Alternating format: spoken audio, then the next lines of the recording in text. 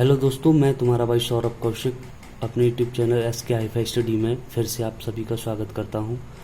अब हम इसमें प्रॉफिट लॉस पार्ट 2 करेंगे, ठीक है ना। और आप सभी ध्यान से समझना, ठीक है ना। ओके, चलो कुछ क्वेश्चनों से स्टार्ट करते हैं। अब देखो, ये क्वेश्चन है, किसी वस्तु को 570 रुपये में बेचने पर 5% की हानि होती है, तो बताएं वह उसे किस मूल्य पर बेचे कि 17% का लाभ हो, ठीक है ना। अब देखो, इसमें कह रहा है कि 570 रुपये में बेचने पर 5% की हानि होती है, तो 5%, तो पहले जो 5% दे रखा है उसे हमने क्या किया, रेशियो में चेंज कर लिया। तो 20/500 होता है, तो यानी रेशियो इसका कितना आ गया, 1/20, ठीक है ना। तो ये क्या है, CP, और ये क्या है, लॉस, ठीक है ना। तो CP और SP हमारा वही तरीका रहेगा, ठीक है ना। तो CP हमारा कितना है, 20, ठीक है ना। यानी 20 रुपए में कोई वस्तु खरीदी, 1 रुपए की हानि हो गई, तो उसने कितने में बेची होगी, 19 में बेची होगी ना। तो इसका SP कितना हो गया, 19 रेशियो हो गया।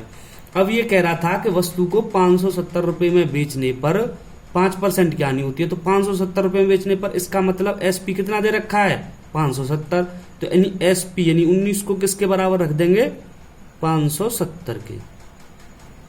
19 दूनी 38, 19 57, तो 19 57 यानी 1 रेशियो कितना हो गया, 30 आ गया। तो 1 रेशियो 30 है, तो 20 रेशियो यानी 1 रेशियो का इसमें गुणा कर देंगे, तो 3 दूनी 6 यानी 600 रुपये इसका CP आ गया। अब भाई ये जो CP है, ये इसका क्या है, पूरा 100% CP है, क्योंकि शुरुआत वाला जो मेन CP है वो अपना 100% होता है। अब वो क्या कह रहा है कि वो किस मूल्य पर बेचे कि 17% का लाभ हो। तो अगर CP मान लो ये 100% है, 17% लाभ प्राप्त करना है, तो इसका मतलब 17% का लाभ यानी 117% हम इसका निकाल देंगे, तो वो विक्रय मूल्य आ जाएगा, यानी जिस पर हमें 17% का लाभ मिलेगा, ठीक है ना। तो 100% तो है 600 के बराबर, 1% किसके बराबर हो गया, 600/100, और 117% किसके बराबर हो गया,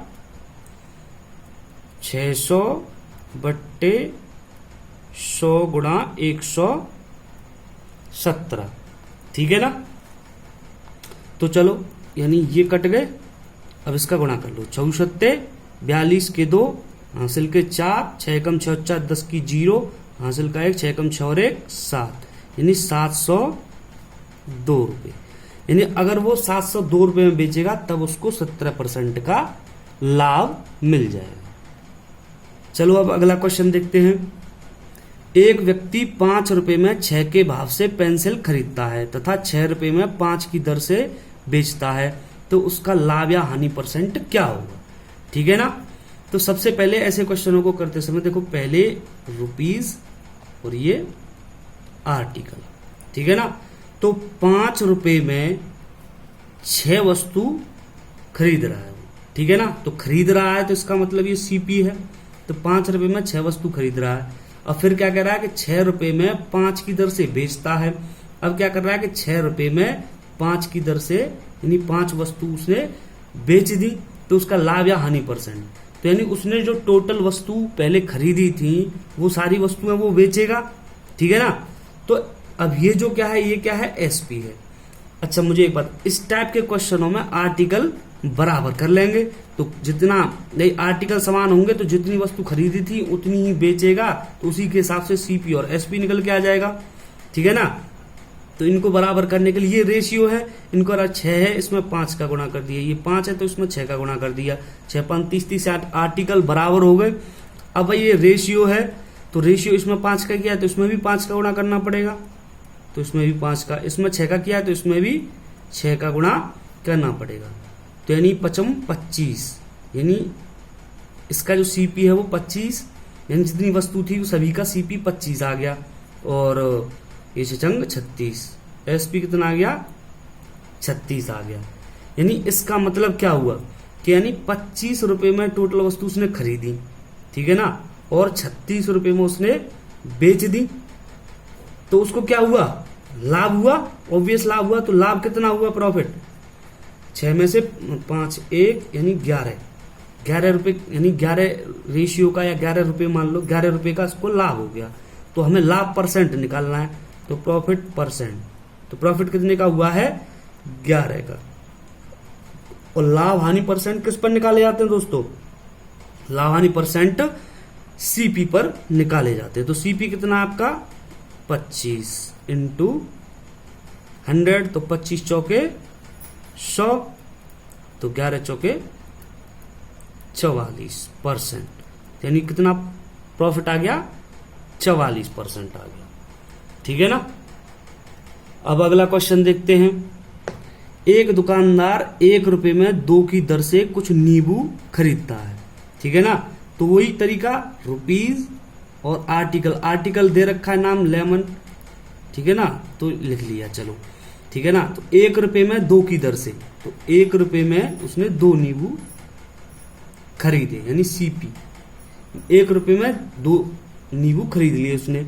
अब क्या करा आगे, और उतने ही नींबू, यानी पहले जितने नींबू खरीदे थे उतने ही नींबू 2 रुपए में 1 की दर से खरीदता है।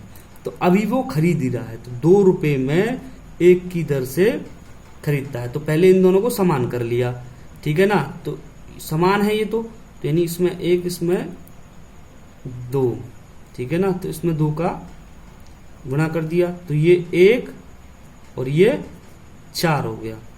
तो यानी टोटल सीपी इसका कितना हो गया, 5, यानी 5 रुपए में उसने टोटल 2 एकम 2, 2 एकम 2, 5 रुपए में 4 नींबू उसने टोटल खरीद लिए। तो ये मेन सीपी अब हो गया। अब आगे क्या कह रहा है, और उनको 3 रुपए में 3 की दर से बेच देता है। तो यानी अब बेच रहा है, तो 3 रुपए में उसने 3 की दर से, यानी 3 नींबू उसने बेच दिए। तो ये क्या है, इसका एसपी है। तो यानी अब इसमें हमें आर्टिकल सेम करने पड़ेंगे। तो यानी 5 रुपए में, अब मेन क्वेश्चन क्या हो गया, 5 रुपए में उसने 4 नींबू खरीदे थे और 3 रुपए में 3 नींबू बेच दिए। तो आर्टिकल अगर हम समान कर लेंगे, अगर इसमें 3 का गुणा और इसमें 4 का गुणा, जब इसमें 3 का किया है तो इसमें भी 3 का, इसमें 4 का है तो इसमें भी 4 का गुणा करना पड़ेगा। यानी जो सीपी है वो 5 तिया 15 आ गया और 4 ती 12 एसपी आ गया, ठीक है ना। तो ये सीपी था और ये एसपी। अब इसमें क्या हो रहा है, देखो 15 रुपए में खरीदे थे नींबू और 12 रुपए में टोटल उसकी बिक्री, मतलब बेच रहा है वो। तो उसको हानि हुई भाई, 15 रुपए में खरीदे थे 12 में बेच रहा है, तो हानि हुई। तो हानि कितनी हुई, इसको 3 रुपए की हानि हो गई, जो लॉस है वो 3 रुपए हो गया इसका। तो अब लॉस परसेंट जब हम निकालेंगे तो लॉस कितने का हो रहा है, 3 का हो रहा है, तो 3, और वो कितने पर, वो किस पर होता है लॉस, सीपी पर होता है। तो सीपी कितना है, 15, ठीक है ना।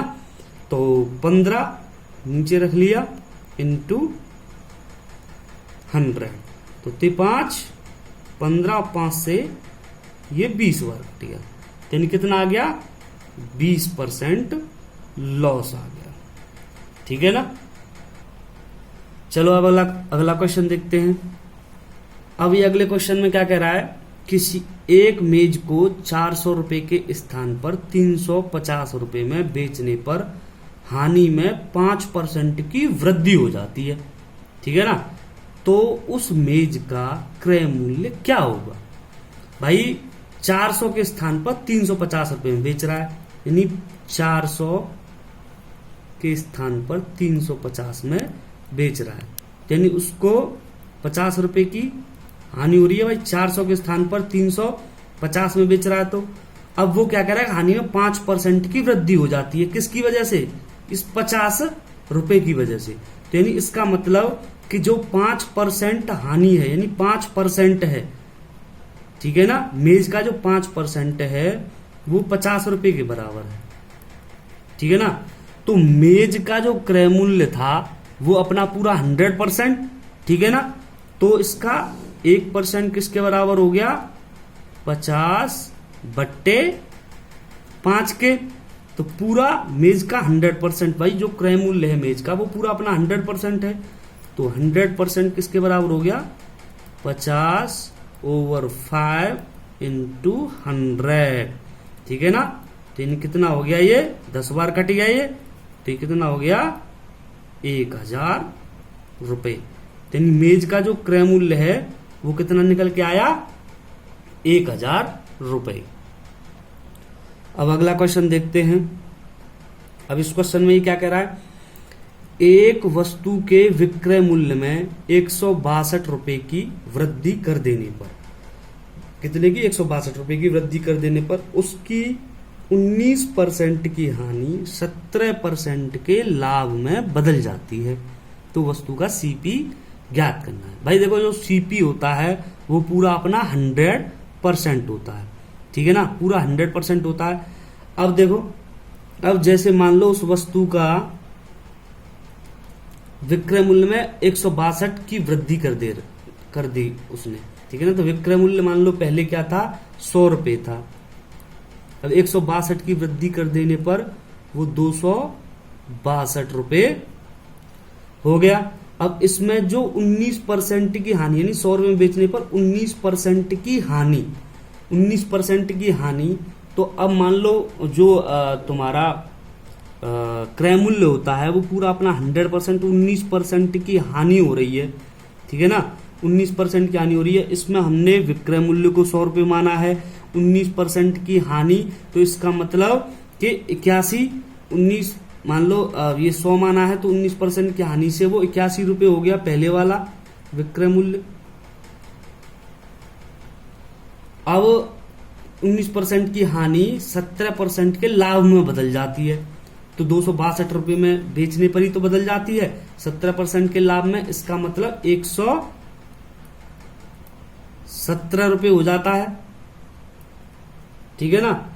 तो अब अब इनके बीच जो अंतर है, इनके बीच जो अंतर है वो कितना हो गया, 81 और 17, तो 17 81 19 और 17 9 7 16 36, यानी ये 36% हो गया, ठीक है ना, 36% हो गया। अब ये जो 36% की जो वृद्धि हो रही है वो किसकी वजह से हो रही है, कि ये 162 रुपए की वजह से हो रही है, तो 36% 162 के हम बराबर रख देंगे। और यहाँ 100 रुपये माना था, तो 81 और 117 रुपये करके ये 36 रुपये कर लो, या फिर परसेंट कर लो, क्योंकि परसेंट 100 के लिए था, रुपये भी 100 माने तो 100 कुछ भी कर सकते हो, ठीक है ना। तो निकलेगा आंसर रुपये में ही, खैर, यानी क्योंकि जो क्रय मूल्य होता है वो अपना 100% होता है, 36% 162 के बराबर है, तो 1% जो है वो 162/36 के बराबर हो गया, ठीक है ना। और जो 100% है, ठीक है ना, जो वस्तु का सीपी था वो अपना 100%, तो 100% किसके बराबर हो जाएगा, 162/36 इंटू 100, ठीक है ना। 2 से 18 दूनी 36, 2 से 2 8 16, 2 एकम 2, 2 से ये 9 बार कट गया, 2 से ये 50 बार कट गया, ठीक है ना। और 9 से 9 नाम 81, 9 पंजे 45, यानी 450 रुपये उस वस्तु का क्रय मूल्य हो गया, ठीक है ना।